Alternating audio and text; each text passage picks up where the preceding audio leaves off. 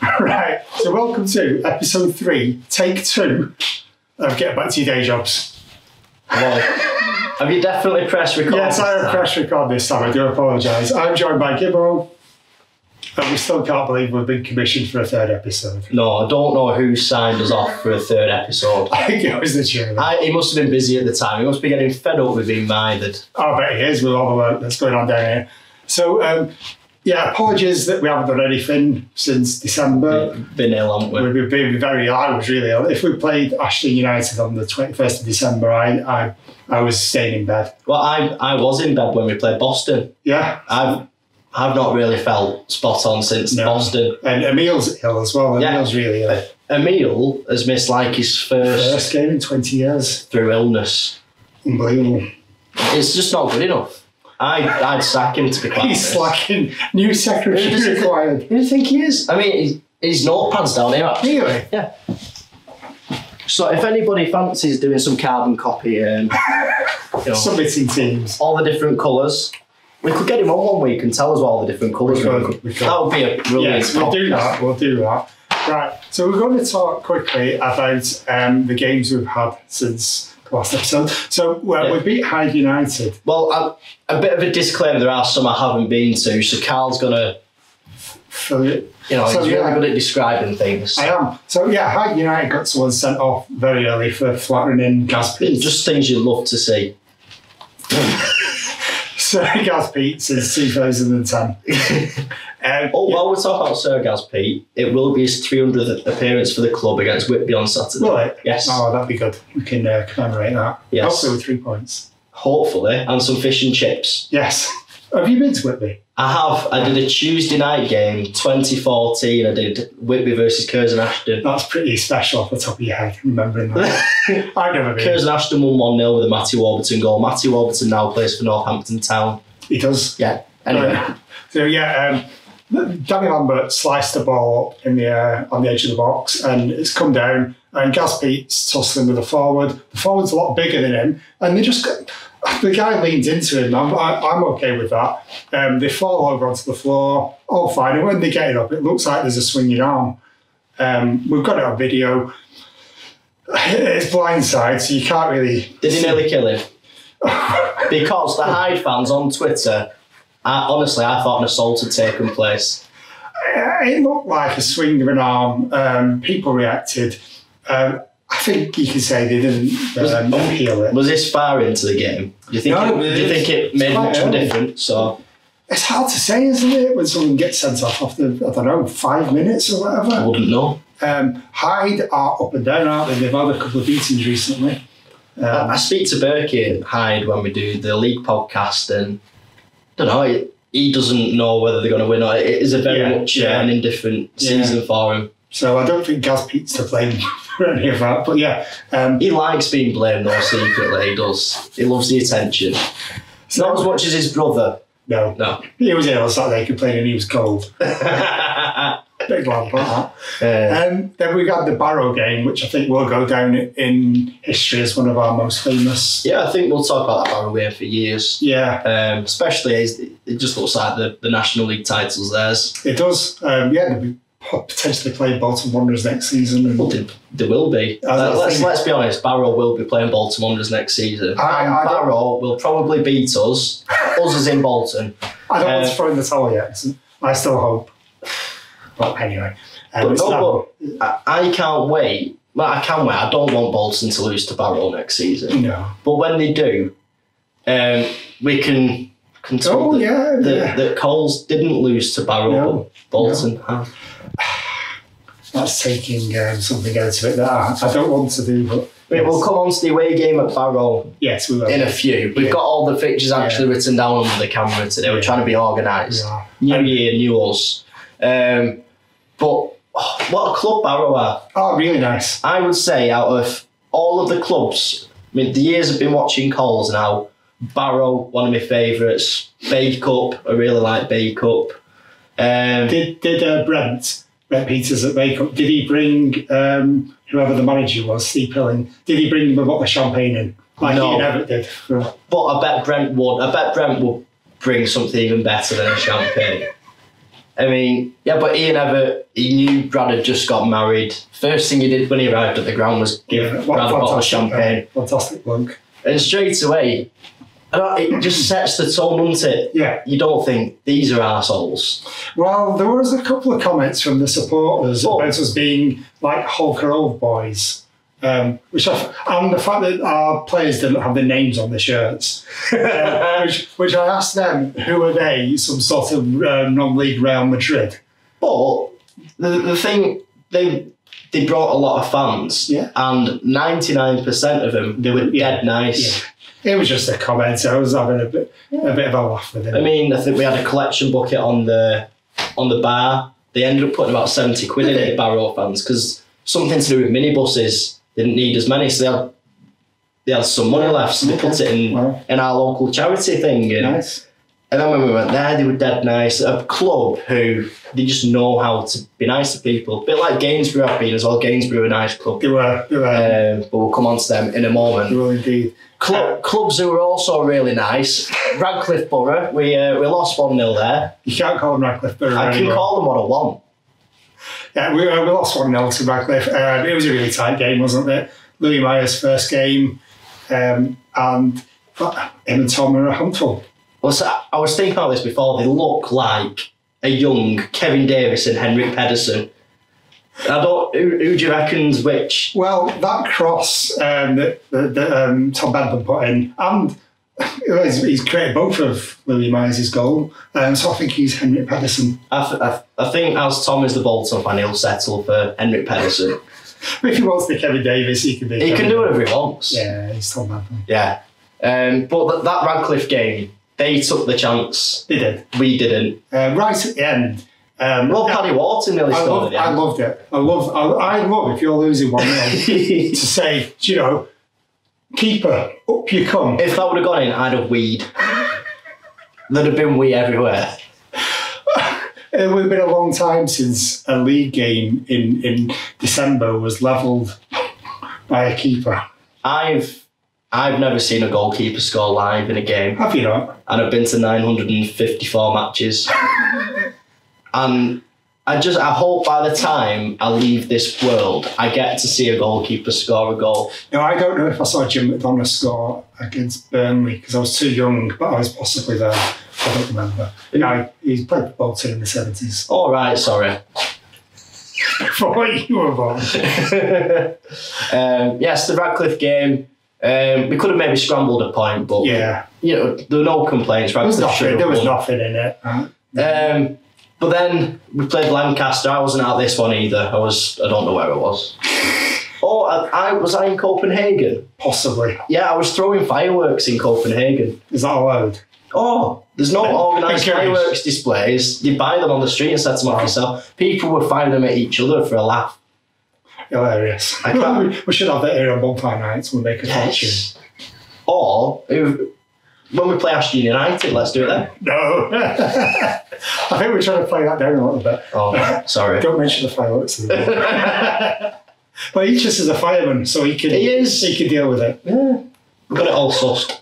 So yeah, Lancaster were flying, weren't they? And we beat them 2-1. A great win. The thing I think about Lancaster, I think when they're at home, they've got a very, very, very wide pitch, and they know how to play very well on a wide pitch. They ping. If you watch Lancaster, ball over there. It's like how Brighouse used to play a few years ago. I've got the video of the game. David Norris scored with a header. Yeah. As he did at theirs. Now, David Norris isn't a big lad, is he? I think he's, average. He's got very blue eyes. Yes. Look, have you ever seen his eyes? They're like blue contact lenses. It's off-putting. Anyway, go on. He jumped and headed the ball. So from the gantry, his head's above the crossbar.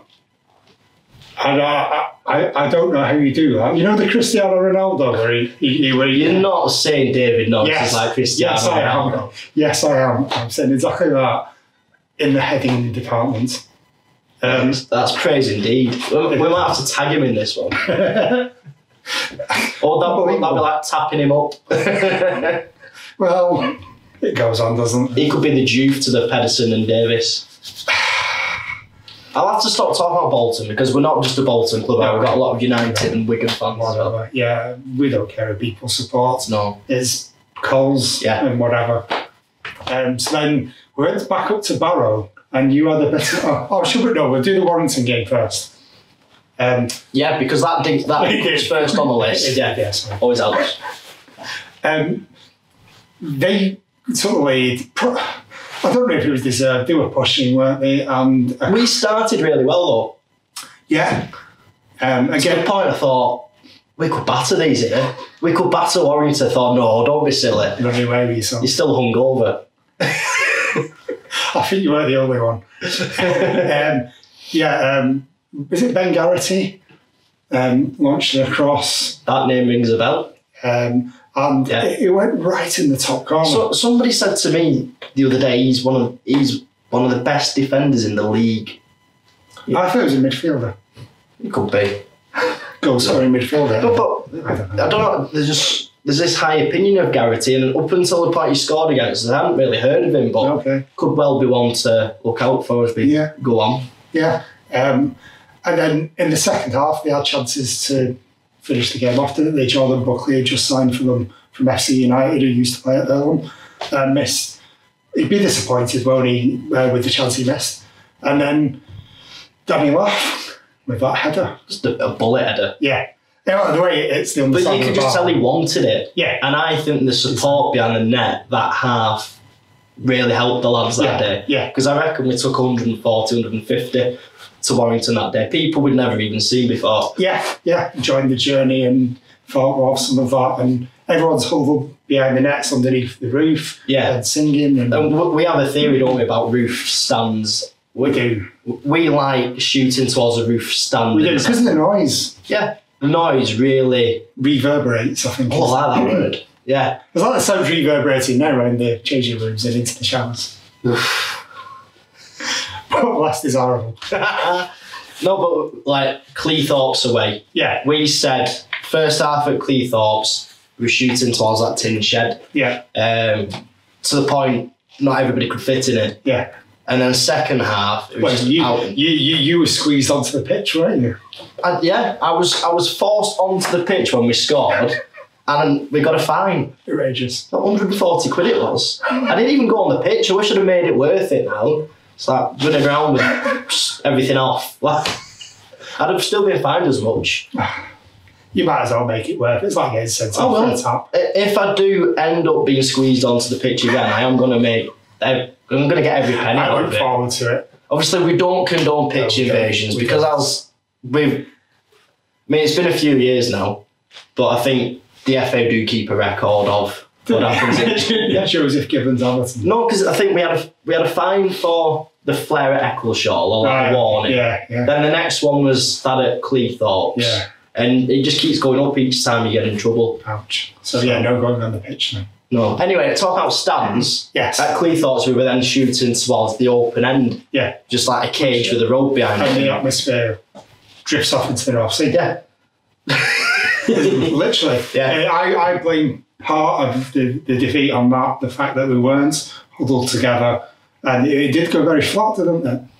It was like, we have, I think, got a stand going in at the bottom. We have, apparently, but I'm not quite sure when. No, we've just walked past the building site, haven't we? Yeah. Because we're putting in a turnstile. I say we. Not us. Not us. Other members of the club who were just getting on with it. Yeah. You know, taking time off work and whatever to build a new turnstile to meet ground grading, which has to be done by the 31st of March. End of March, yeah. Turnstile needs to go in and a stand down at the far end. So all of the seating in the clubhouse side is going to be taken out. Oh, is it? And put in the stand down at the far end. Because you've got the yellow cross-hatch boxes on the clubhouse side at the moment. Yeah. But if you open up all of that side of the stadium, it increases your capacity to then be fantastic. Northern Premier top flight. That could be the stand to be in. Well, I mean, I don't know what it's going to look like. I'd like it to be where you can stand in it and create a bit of atmosphere. But if we don't as home fans, away fans is going to seize the opportunity immediately, and then suddenly you're in a position where away teams have been urged on here. Yeah. Well, one of the problems is, though, that everyone stands at the top end.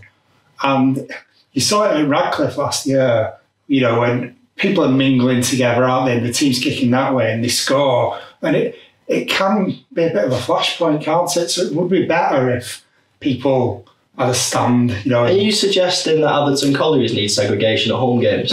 Not at all. Good. But, you know what I mean? Especially when, you know, it seems like FC United. Who are FC United? I don't know either. Right.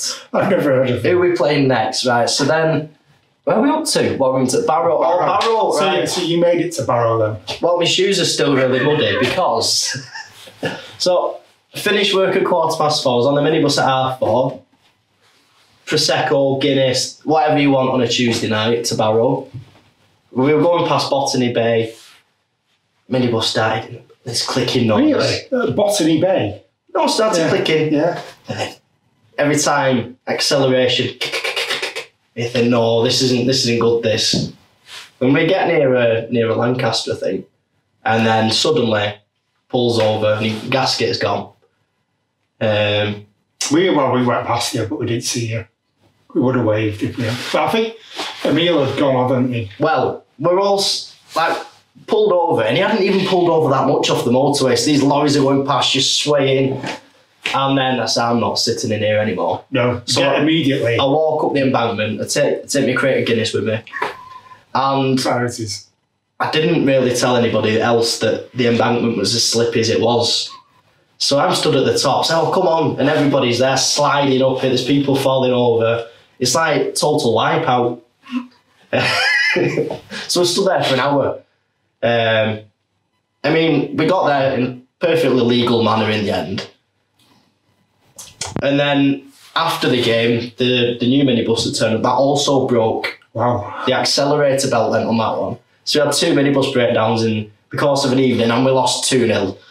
We did do, but it was tight, wasn't it? Some of the chances we had. But how did Barrow score? Lewis Hardcastle free kick. Yeah. He's great at free kicks. We know that anyway. It's a free kick. Yeah, I don't think it was a free kick. Yeah. And then a penalty.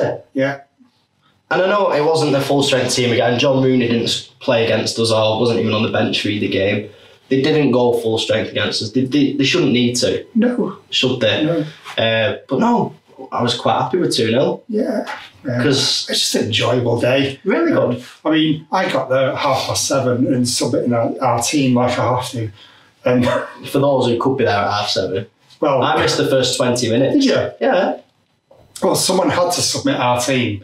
Not to the referee, but to the league football web pages, and kicks off World War III with Paddy Waltongate. Oh, right. Well, we'll do that. What later. we'll finish after the games, and then we'll talk about player registration. We're not going to be controversial. No, don't worry, Emil. Just factual. Yeah. So then we beat Stalybridge Celtic at home, and that's our first double at this level.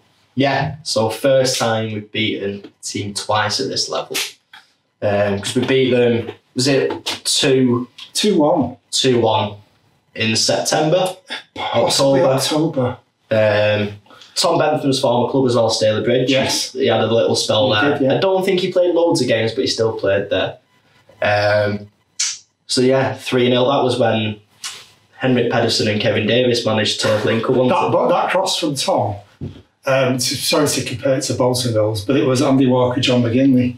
But that goal at Anfield. Yeah, it was that. Was it at Anfield? Yeah, the cup. But then thinking even before Tom Bentham got the ball on this right wing, who passed it? Vinny. Because it was Vinny. It was like Vinny, Tom, Louis, goal. It was brilliant. Yeah, superb. And I think that just set the tone for the afternoon. Just relentless. Yeah. It felt like Louis had settled in after those first couple of games, where it's difficult for anyone, isn't it, coming into a new club and new strike partner. It felt like those two hit it off. They know where each other were on the pitch, because Radcliffe, I think they were both drifting into the same kind of positions, which is understandable. Yeah, totally. So we had that high. well, we have Warrington, Barrow, Stalybridge, happy with all of them. And then we go 1-0 up at Witton Albion. Yeah. And it was a good, well, first of all, it was one of the best goals I've ever seen, that flip from Louis and cross from Tom again. So, and then we've just gifted them a route back into the game with a sloppy back pass. The lad, Danny Mitchley, has latched on. Plucked that name out from somewhere. Danny Mitchley. He played against us for Marine in the FA Trophy. Yes, with Vinnie Bailey and Michael Brewster. I think so. I think he went too wide, and it was just a fantastic finish. Now Battersby was coming across, and I thought Paddy had sent it too wide. It was just one of those couldn't do anything about. And then the second goal, I think it came more or less straight into the 50 seconds or whatever it was. I don't know where I might have been at. Luton, I think. And I'm hoping for good half-year calls. Yeah. See if it's kicked off. Oh, we're losing already. It was just it was a goal out of nothing. The wingers crossed the ball, and I don't think he obviously meant to cross the ball, but I don't think you could cross it in the way he did to bloop it over. So Danny Lafferty was touch tight to his man, but it's evaded him and landed straight on the lad's head, and he just headed it straight back across goal and in. Out of nothing. So, did we deserve to lose, or do you think we maybe? It's just a really tight game, isn't it? Niall Battersby came very close to opening his account. I think it was a corner, and he's headed it on goal, and the guys headed it. So he's headed it down, and the people behind the net thought it was in. Possibly wasn't, but it's on the goal line, and then it's come out, and then he's headed it again, and they've headed it off the line. So close. So and so Tom's at the outside of the post as well. So that game could have gone, 2-1, 2-all, 3-2, any of the above. Yeah. So we were up until that point. I think we were third in the form table. Right. It's like South Shields, FC United, Atherton, Collieries. In the last 6 games. We are. So then going into the Witton game, the Gainsborough game, I thought, because I'm negative. Right. And it ruins my weekend if we don't win. I prefer to wake up and think, we're due a defeat today.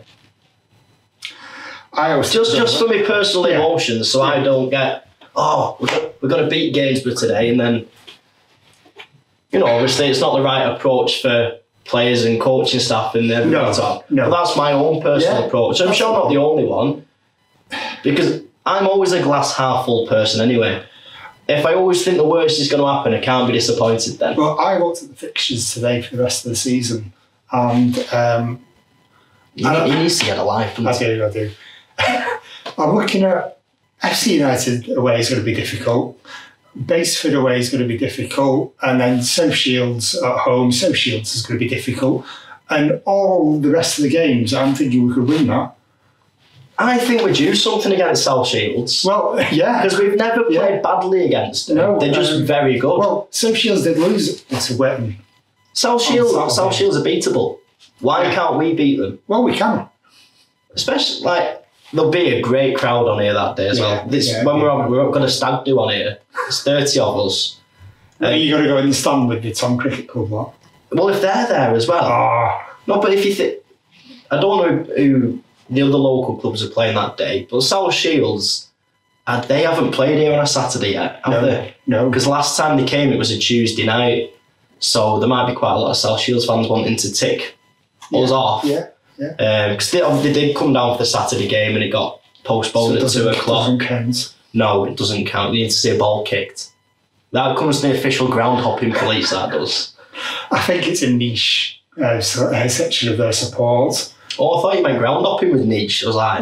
Well, the South Shields... No, you see quite a lot of them though. I've not visited that ground yet. Yeah. By quite into it. So, and then quickly... Gainsborough lost 3-1. We did. Curtis Woodhouse's Gainsborough Trinity? That's a mouthful. It's easier to say Wayne Rooney's Derby County. Well, I said that on the way here, didn't I? It's funny how a historic football club can be owned by someone after a handful of games. Frank Lampard had to sell it to somebody. Job done. I was expecting us to win. I guess everyone was. I no, wasn't. You weren't. Gainsborough have been doing brilliant. They have, in fairness. He's brought in a couple of lads from Boston. Yeah. Nicky Walker, who scored the goals, played against us. What a lucky lad he is. He's been here twice. He has. This season. But he did get knocked out of the FA Trophy. Well, I bet he never even heard about the team before. I did think that. He's been here twice in 2 months. He was directing everyone. Yeah, he was 61. He's been in more home games than I have. He's joined the 1916 club. So yeah, they got Greg Smith up front, who I think Greg Smith had played for Boston United. So he's a big lad and he isn't conventional, but he has played. He's clearly not a mug. I think he's played at Stamford and Grantham Town as well. Stamford's old ground, one of my favourites. And I went actually with FC United, which shows I don't dislike them. I spent a whole day with them. Anyway, go on. Appalling behaviour. There's a yellow card. I think he openly admits he likes to push people around and uses his stature and we just got dragged into that. And he's got good footballers around him. Nicky Walker. Was it him that did the elbow leading up? Well, it was a flailing arm. It wasn't a flailing arm. He nearly killed him. I'm choosing my words carefully, but yeah. There was an arm that flattened Ben Conway. Flattened?